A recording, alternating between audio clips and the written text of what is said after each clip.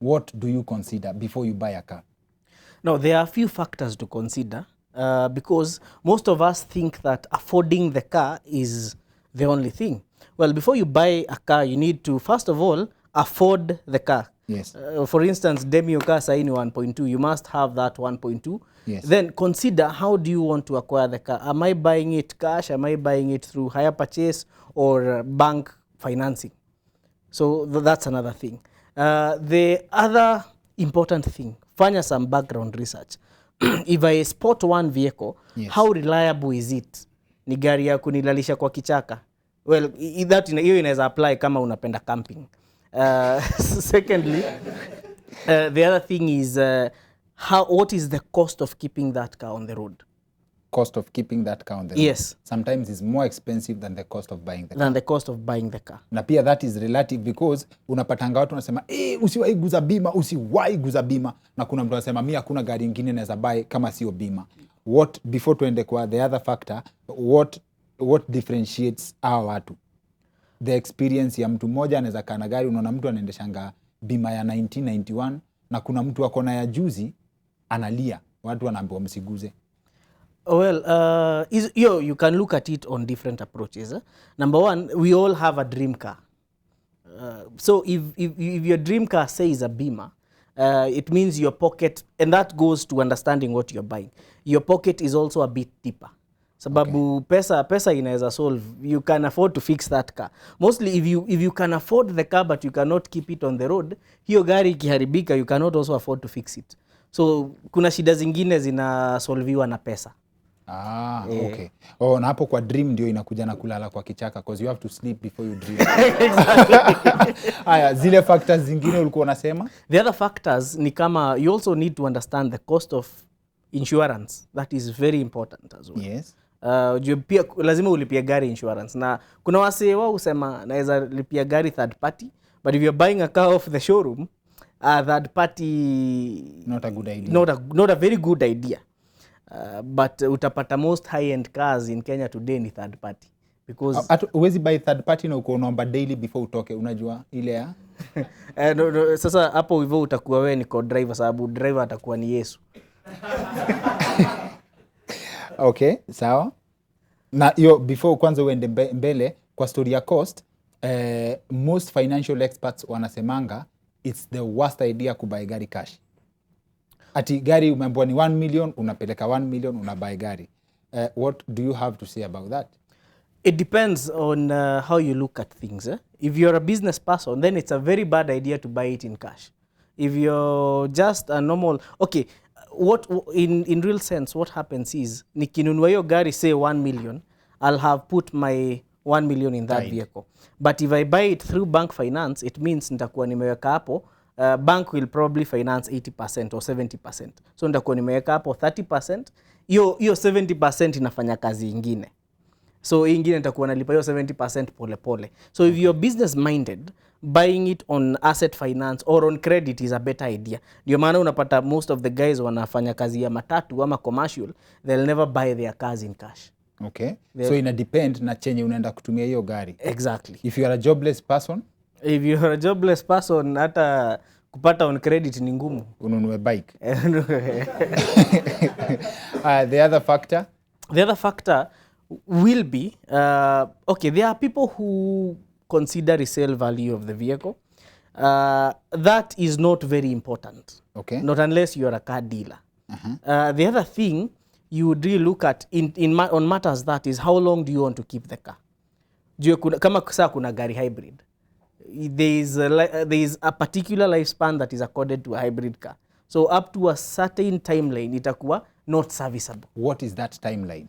Most manufacturers give the battery life 10 years. So ukiwa na gari hybrid, lazima uuze at 9.5 years. Shida ni mtu mwingine alia on your behalf. Most of the times. Lakini, the biggest problem is utapata umeimport hiyo gari at 8 years. 8 years. So kuna 2 years. Alafu tena kuna kuwa na grace period. Si unajua hata mkate ukinunua leo, expiry date imeandikwa ni kesho, unaweza ikula 2 days after bila so many problems. Lakini 1 week later haiwezi.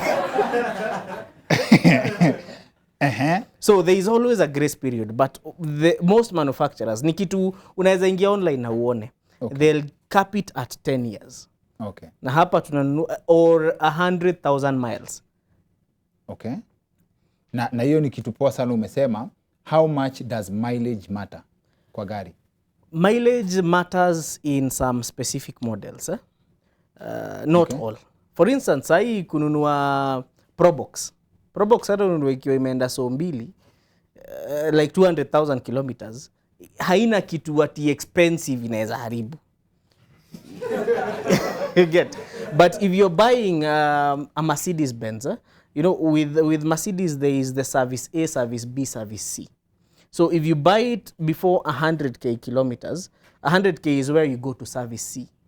That is where you have to do, you know, change engine seals, transmission, suspension. So it's the most expensive service. So kama unataka kuchukua hii kitu na ujanja, you either buy it way before or way after. You either way, as in when you buy after, someone must suffer on your behalf so that when ukiingia unaingia kuanza safari mpya. Yeah, somebody must have suffered on your behalf. The other thing ni gari hybrid.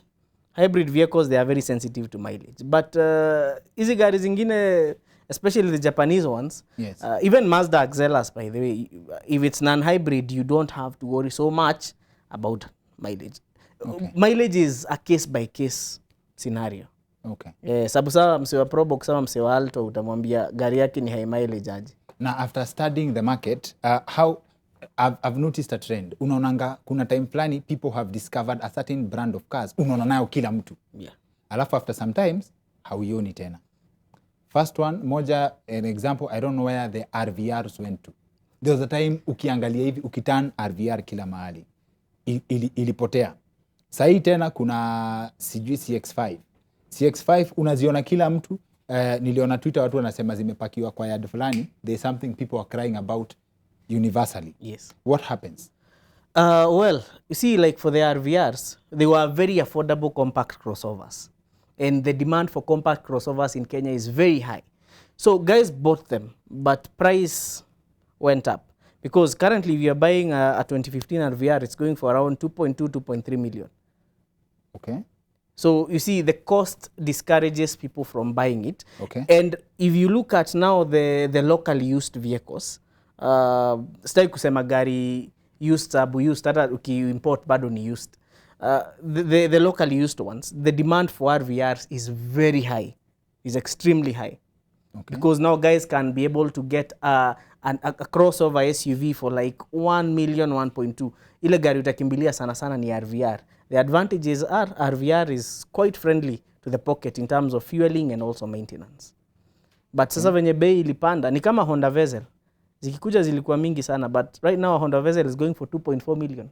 So is there a limit by KRA or the government in terms of the kind of vehicles you can buy? Ukienda uangalie gari inauzwa and it's a unique car, you've never seen it anywhere. Can you decide mimi nataka hii? Yeah, you can buy. Yeah.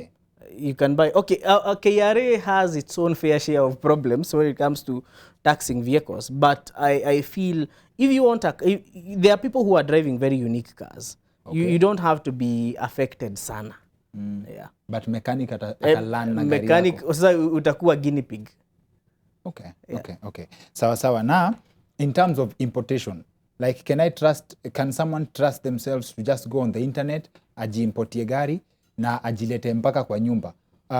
What are the risks? And what are the advantages? Importation, tuanze na advantages. Hata nikiwa politician taanza na promises. Lota niwaambie mnipatie miaka 2. Sasa advantages are you will get the car cheaper. But it's not guaranteed that you will get it cheaper. Sababu kuna kitu inaitwa good month, bad month, and also the year of manufacture. So tunaweza leta, for instance, assuming we are bringing gari za 2015 currently, if ni ulete gari ya 2015 good month, assuming ulete RVR yako ya 2015, kuna kitu inaitwa month of first registration.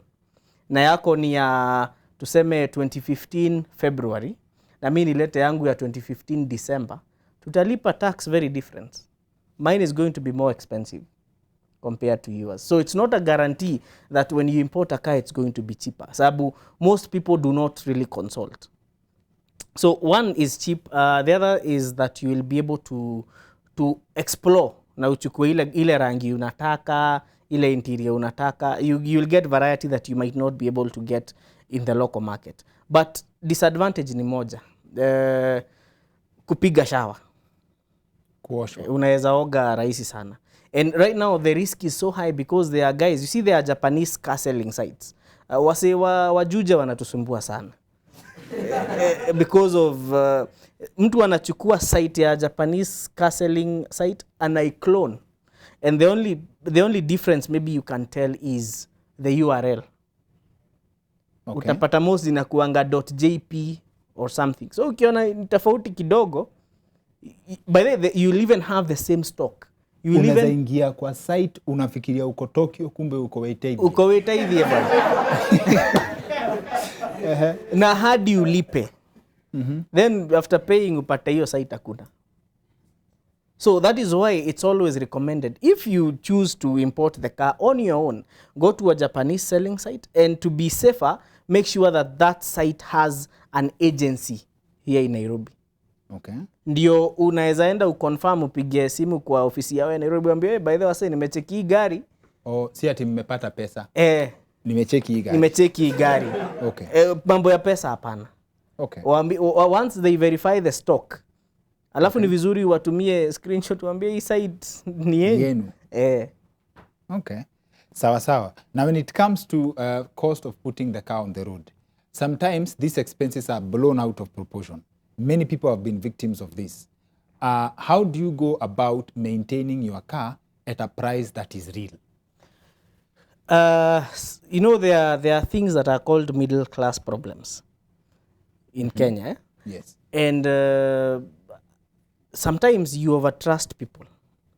One way to learn your car and learn the prices, fanya hivi, take your car to the mechanic on a Saturday or a Sunday when you have the time.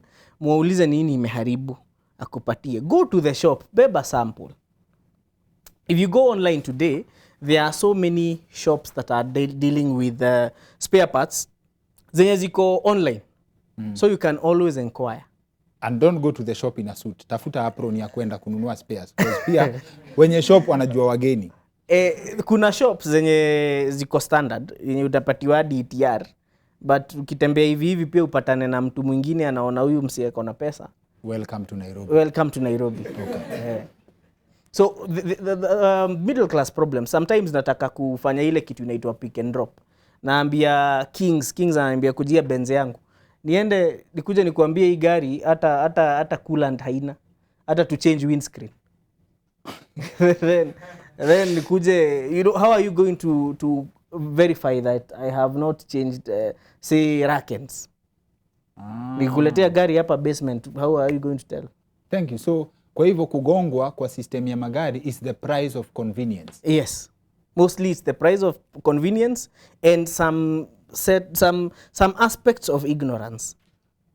Okay. And overtrusting people. People don't do research. Yeah, they don't research. It's very painful that ukinunua gari in Kenya, unapata gari yenye inauzwa 1 million sahi, BMW ya kitambo, ukienda US, ukiangalia how people are selling them ni 150k. Right? Of course you can't import that kwa sababu miaka imepita. Alafu when you come to calculating the amount of money you actually pay for a car, unapatanga mnagawananga bei ya gari. For every car you buy one for KRA. Kwa sababu ni serious, you buy one for the government. Like ukibuy hiyo bei ni almost equal na do ya tax. Right? Is that fair ama can that actually be mtu anaweza sema that's an idea to punish people from making money, like punish people for making it? I think it depends on how you look at it. One thing we must all agree, KRA wana overtax magari. Okay, nobody complains when they overtax alcohol and cigarettes, but kwa magari ni vizuri, there is that. I believe even the basis of taxing their cars, the CRSP, because magari most we are importing the taxed according to current retail selling price. But the question would be, and I believe there is a consumer group that took KRA they needed some clarification. Where do you get your CRSP figures from? Yeah. No, that's also a very big question. Yeah. Because there is the essence of overpricing. But also remember, the government is trying to discourage people from buying foreign used vehicles. The government wants us to buy new vehicles. In fact, that is where we are headed. That's where we should be starting to shift the conversation to. So, and that's a very interesting point. If we had a car manufacturer in Kenya, like the way they manufacture cars in Japan, how would that affect the car economy in Kenya? Would that mean newer cars at extremely cheap prices? That's also a totally different conversation. It is quite... Uganda wako wana import kutoka kwetu. Tukitumia gari 20 years inaingia UG. Tunasema Uganda, Tanzania wana import vibakuli. By the way, unajua Uganda, this camera wazime. Uganda na TZ huku wanakaa majuu. Si ni majuu. Huku ni majuu. Huku ni majuu. So see, we can actually, badala ya wow, that's a market that can be tapped. What will that mean to the car economy? One thing is, where we have reached as a country, we have infrastructure for assembly, but it is not sufficient infrastructure. However, we have some few companies who are assembling their cars locally, and they have tried to bring cars that are a bit cheap and a bit pocket friendly, because a couple of years back it would be very hard for an ordinary mwananchi to walk into a dealership and buy a zero mileage car. Today, at least there are 2 or 3 models that they are still expensive, but they are affordable. However, you see, if we were to talk about zero mileage cars, a zero mileage car will always be expensive compared to a used car. However, the government has tried to start the subsidy program, but they are not working. They are not working hard enough. So gari na sembe subsidy same. But the gari they are giving subsidies to dealers who are assembling their cars locally. So it will help, but Wakenya wanafaa waelewe gari foreign used na gari locally assembled, zero mileage will never be at par with it has to be more expensive. But there is a very interesting scenario, and this is a challenge to government. I hope wasi wana watch. If you buy a zero mileage Prado from Japan and you buy one locally, or any other car, you buy zero mileage and you buy one locally at a dealership, the Japanese one will always be cheaper. However, local dealers argue that there is the cost of warranty, but it does not make sense. The cost difference does not add up. Assuming basi cars are overtaxed, alafu tuseme hiyo tax ya gari iingizwe kwa pombe, in that mzinga moja ikuwe probox, like this just hypothesis. Yes. Mzinga moja probox, like probox ikuwe cheaper than mzinga. What scenario do you envision? Like do you envision a scenario where everybody can afford a car? Like the decision ya maze nitaenda kwa bama nitanunua pickup, as in if the government truly cared about the welfare of people, right? Sindio, one decision will interfere with your transport. You will not walk properly. The other decision, you will get home vizuri. But buying this decision denies you from, so you cannot even drink and drive. You have to choose one. You either drink or drive. As in, do you see a scenario, do you see a disaster in a way that if Kenyans could afford cars, all Kenyans could afford cars? First of all, to answer that, umesema Tanzania na Uganda wanafanya tuone tukiwa majuu. Yes. So if we overtax alcohol again, tutaacha kuwa majuu, tutaacha kuwa high.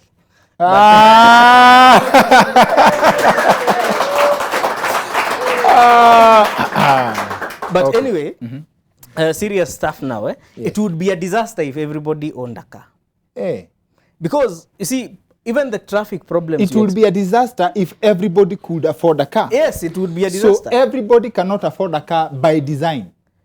So if someone does not have a car, it's because you have to not have a car so that other people can have a car. Like you are poor so that other people can be rich. That's what you're saying. Not owning a car does not necessarily mean you're poor. In context now, of course I know that. But in context, yeah. all people cannot be allowed to buy a car. It's possible, but it's not an ideal situation. It is not an ideal situation. Look at countries like Singapore. Singapore, in fact, tries to discourage you from buying a car. That is why we are importing so many cars from Singapore. The government there tries to make it very hard to own a car. But it's the worst place to import a car from. Not necessarily. I have a bad story with Singapore, but endelea. So we'll talk about that, but it's a very important subject to deal with. If everyone was to own a car, first of all, emissions, our environment would be. Taka kuniambia gari ina pollute kuliko jiko. I think tofauti ni kwa unajua gari tu, jiko tu ni fumes. Gari kuna worn out tires, kuna oil, kuna fumes, kuna machuma ukitoa zinaenda wapi. Okay. So ideally, even in Nairobi today, why do we still have traffic even on Thika Road, in spite of the fact that it's very wide? Roysambu. Shida hata inzangi Roysambu. It's a bottleneck problem. Sisi wote tunakutana pale Pangani. Si ndio? We can increase the size of our roads by 100 times. But have we increased the size of the CBD? Okay. You get? So ideally, instead of trying to invest in expanding roads for Nairobi, the ideal traffic solution would be discourage people from driving to town. And the only way to do that is investing in a public transport system that is actually functional. Si zile ati mnabebwa na gari mnakuja mnauzwa Githurai, alafu msee anakupatia nipatie so nikupatie mbao. Hizo sabuele. Yeah, so if we had a good but that's human trafficking. Yeah. So I feel the owning a car, we cannot make in as much as we want to. It would be hell if everybody owned a car. No, wait. Hell is where everybody owns a car. As in, manze, utafanya watu watake kwenda kwa shetani, but I get it.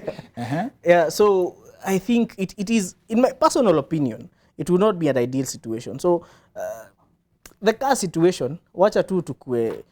Unajua pia hata wewe kuna unajua napenda philosophy sana, so kitu inaniwasha sana kwa hiyo point ya hata hii kitu tunaambianga mtu you can be whatever you want. Yes.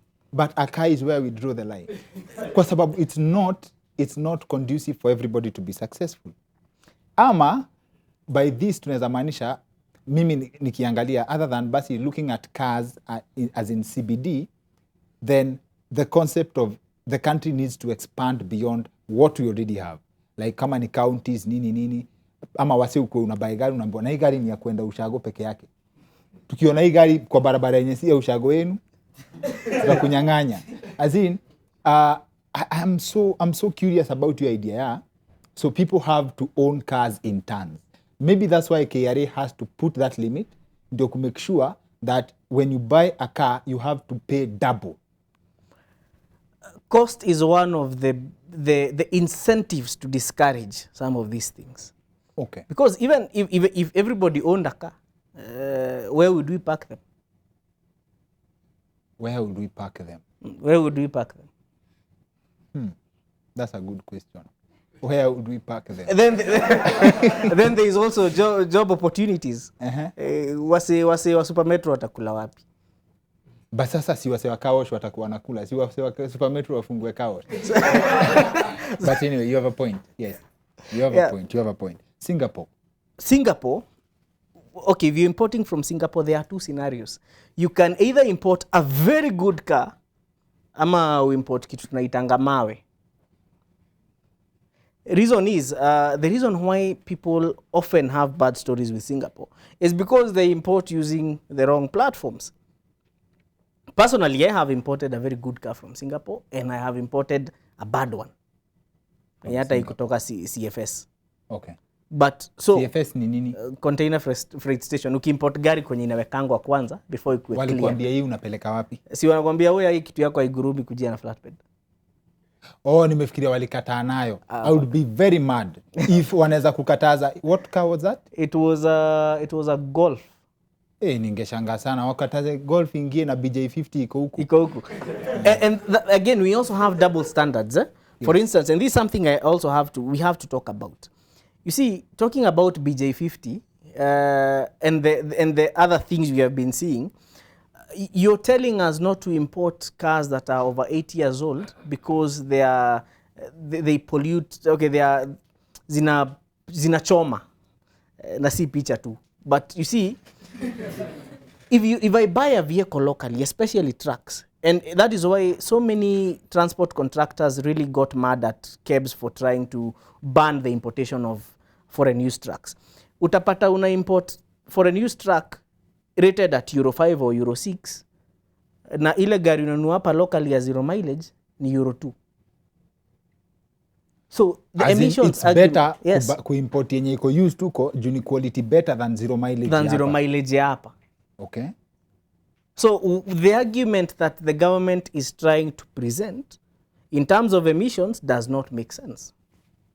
Because I think the dealer who is selling the best or rather the most advanced vehicle in terms of Euro standards is only one, and that's, and haijakuwa, it's not in the market, they are planning to, is a Euro 4. Ile gari ya 2012 Mazda CX-5 unatoa Japan ni Euro 6.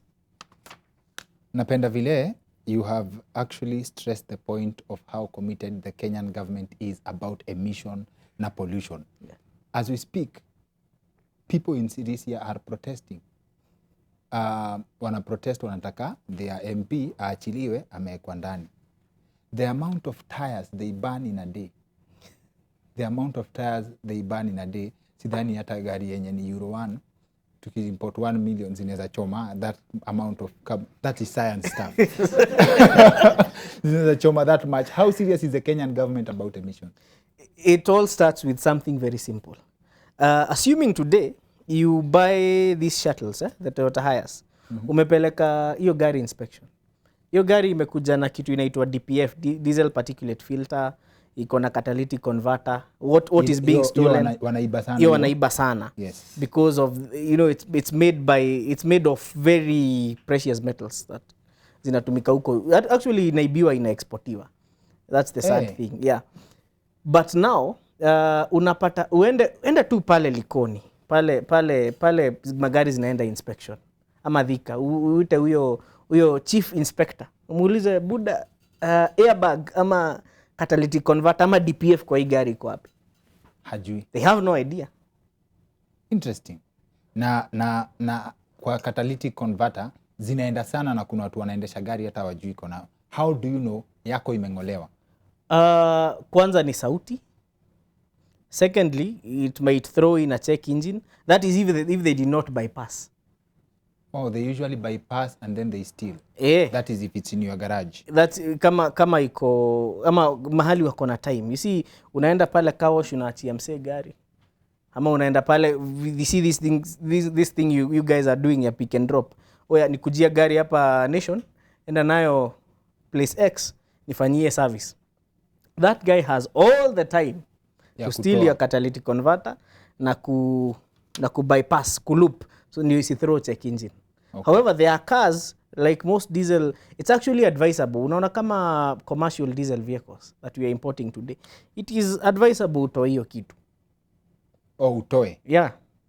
Then uweke kitu inaitwa emulator, check engine inapotea. So wewe ujibie hiyo catalytic? Wewe ujitolee. Because it a clog. Our diesel, I think our diesel currently is at 50 parts per million, but Euro 6 rated diesel is somewhere around 10 parts per million. Now when it comes to fuel, niliambiwa our fuel is very dirty, very impure, in that one way or another will deal with problems kabisa.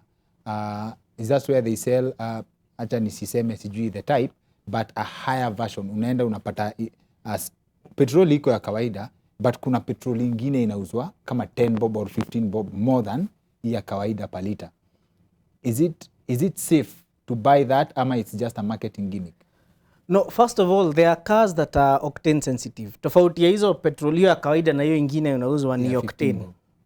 Ni octane. Okay. So kuna gari kama the guys who are driving vehicles petrol vehicles that have high compression engines and they are octane sensitive. hao wananunua wengine. In fact una gari ukiweka hii ya kawaida inawasha check engine na itakuharibikia. Na what's the long term advantage ya kununua hiyo octane ya 15 bob more? Okay, once kama uko na gari tuwatumie watu wa Probox. Probox wapi na octane bana? Sasa Probox hata utumie hiyo ya kawaida, hata useme ama leo, you know there are guys, there is a common myth that ukiweka hiyo more expensive gari ita perform better. If your car is not octane sensitive, it will not perform better. Mi hata najiambia ukijikuta vizuri na confidence, Probox inaweza kunywa diesel. Serious? Ama? Okay, principles of compression haziruhusu, lakini hata ukichanganya na mafuta taa itachapa miss tu kidogo, lakini itaenda. Wamepata idea. So basically octane sensitivity ni kama these guys who are driving VWs, Audis, wasewa kutune masubaru, it is advisable you utumie the higher octane fuel.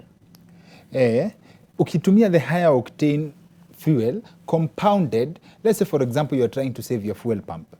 Ukitumia high octane fuel for 1 year, I'm sure if I do the mathematics, it's more expensive than buying a new fuel pump. It is more expensive, but look at it this way. These cars are not designed to have lower octane fuel. Actually ndio maana hizi magari mingi zinasumbua watu. Okay. Yeah, you see most common turbocharged small engines. Kwa VW, Audi 1.4 TSI, very high compression, very high power output. But sasa you see now that one needs higher octane. Ukiweka high octane uko sawa. You're safe. So hizo ziko hata ukiangalia ziko advised uchukue mafuta yenye hiyo premium, the premium fuels for it. Ndio maana tunakwambia, you know, sometimes in the car ownership journey kuna there are stages. Kuna the toddler stage. Mtu ananunua gari for the first time anakuanga very cautious. Okay, some people do make mistakes, but buying the first time car inakuanga very cautious. Unakaendesha miaka 2 then you feel the urge to upgrade. Hasa hapo kwa upgrade is where we get to the adolescent stage of owning a car. You want to experiment. Yani hakuna kitu mtu anaweza kuambia. Unataka kuendesha cars, you know, you'll meet somebody and tell you, you know what, you're not ready for an Audi. You're not ready for a VW Golf GTI. It is not that we don't want you to buy that car. It is because for real you're not ready. That car, kwanza mafuta pekee unataka higher octane. Who is ready? Is it me or my pocket? Now, unajua wase wengi wanafika hapo, there is most of them they watakuwa wanafika adolescence ya kuona magari, but midlife crisis in the actual. So you want to look, you're old but you want to look young, you want to drive like a mirror driver. Yes. So the fact that you're not ready is one, wacha na maintenance ya gari, it's going to kill you. Some maturity is very important when you're owning some of these cars. Okay. And experience as well. Okay, so people can be mature with age. Yes. Na kuna before tukuachilie precaution na ushinde hapo kwa octane tu, na vile bei inaenda watu wataanza mafuta ya kupika. Precautionary measures, maintenance za gari. Some of the things people need to look out for before we let you go. What you need to look out for, first of all, service is very straightforward.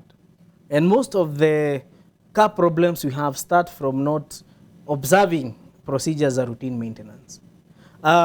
Most of the time unaambiwa umeservice gari 10,000 kilometers. Oil is rated at 10,000 kilometers. But is your air cleaner and oil filter rated at 10,000 kilometers? No. You have to check that frequently. You have to check that frequently. Na pia I was told that gari ya 5,000 kilometers is not advisable uweke oil ya 10,000 kilometers.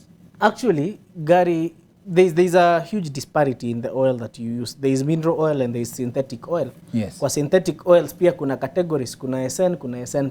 So unaona ukifungua gari yako hapo kwa coke ya oil, mostly inakuanga imeandikwa the recommended grade of oil. So if it's 5W30, use 5W30. But sometimes we are allowed to digress. For instance, ukipata gari recommended oil is 0W20. 0W20 will be good in countries that experience winter. But hapa, because of our tropical climate, we would advise for passenger vehicles, the most ideal oil is 5W30, fully synthetic. Winter ni snow. So your advice ina apply kwa wase wa Limuru? Bado hawajafika hapo. Okay, sawa. Oh, so they are not as cool as they kwa think. magari sisi ni wase wa Limuru same group. Okay, sawa. Next. So hapo kwa oil, it's very good. Actually, most cars are failing also because of watu wananunua oil bonoko. Niliambiwa hiyo kitu that unawezaenda ununue oil unaona mpaka iko sealed but ni oil imesafishwa. Yeah. Imefunzwa Nairobi. Okay. So always buy oil from legitimate dealers. Na ukitaka kujua kama oil ni legit na kuanga na QR code. And also buy from somewhere in case a problem develops, you can go back there.